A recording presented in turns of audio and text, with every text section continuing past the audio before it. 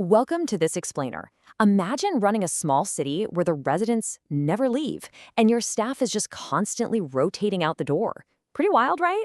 Well, that's exactly the reality of Nebraska's prison system. Today, we're diving into why keeping correctional officers on the job isn't just some internal HR headache, it's actually the absolute front line of public safety for the state. It's incredibly easy to think of staffing in jails and prisons as just numbers on a spreadsheet. But today, we're going to unpack the hard realities behind those numbers. We're exploring the strategic moves Nebraska's Department of Correctional Services is making to build a stable, trained, and truly respected workforce. Because when staffing is unstable, the ripple effects spread like wildfire, touching everything from facility safety to the ultimate success of rehabilitation programs. To put this into perspective, the sheer scale we're dealing with here is staggering: 2,300 dedicated team members. Nebraska's Department of Correctional Services relies on these individuals across 9 different facilities statewide.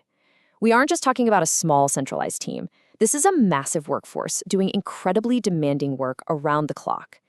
Every single day, these officers are literally the structural backbone of the entire correctional system.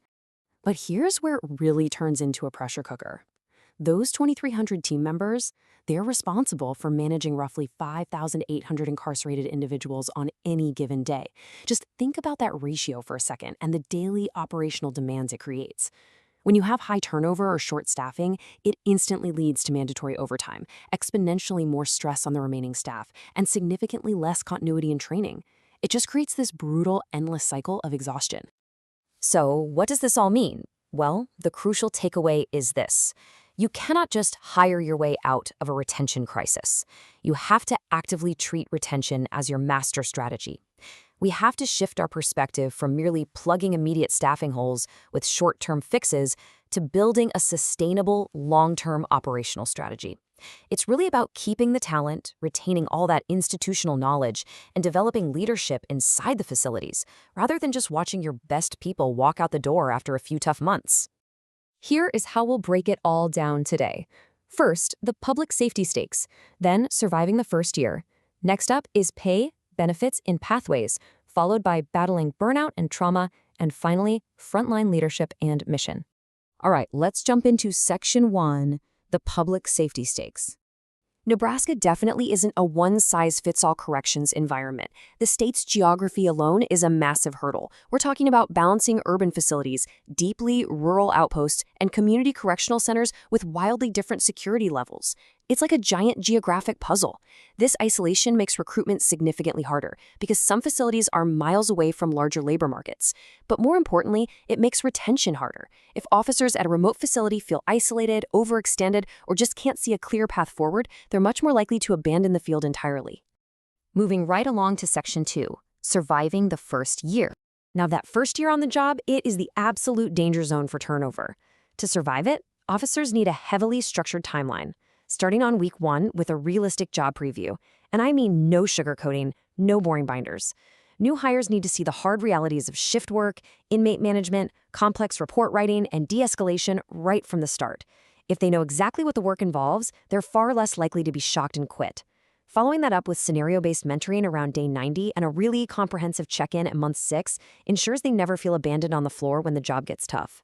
Which brings us to Section 3, pay, benefits, and pathways. Getting people through the door is one thing, but keeping them? This next move is a total game changer. Effective in 2025, Nebraska is expanding the First Responder Recruitment and Retention Act to officially include correctional and youth detention officers. This brings massive tuition waivers for qualifying individuals, and, this is the crazy part, extends those waivers to their children. This signals loudly and clearly that the state officially recognizes correctional work as an essential, high-stakes public service. Tuition support is just incredible for retention because it gives officers an upward path without forcing them to quit. When you're competing in a tough labor market, offering a robust compensation package like this is absolutely vital. But hey, pay is really only half the equation, right? People leave when they hit a dead end. Officers need a crystal clear career pathway. They need to see exactly how mastering foundational duties leads directly into cross-training for specialized assignments. From there, they need access to leadership development that actually results in promotions, stepping into roles like training officer, sergeant, or investigator. When this advancement feels not just possible but clearly mapped out, the job transforms from a temporary stopgap into a lifelong, fulfilling career. Next up, Section 4, Battling Burnout and Trauma. I'd argue burnout is the single biggest internal threat to retention. The solution requires proactive, data-driven workload management. Take excessive mandatory overtime, for instance. That quickly wears down even the most resilient, experienced staff. The fix? Smarter scheduling and the strategic use of relief staff. What about the monotony and fatigue from high-stress incidents? We've got to rotate assignments to keep people fresh and alert.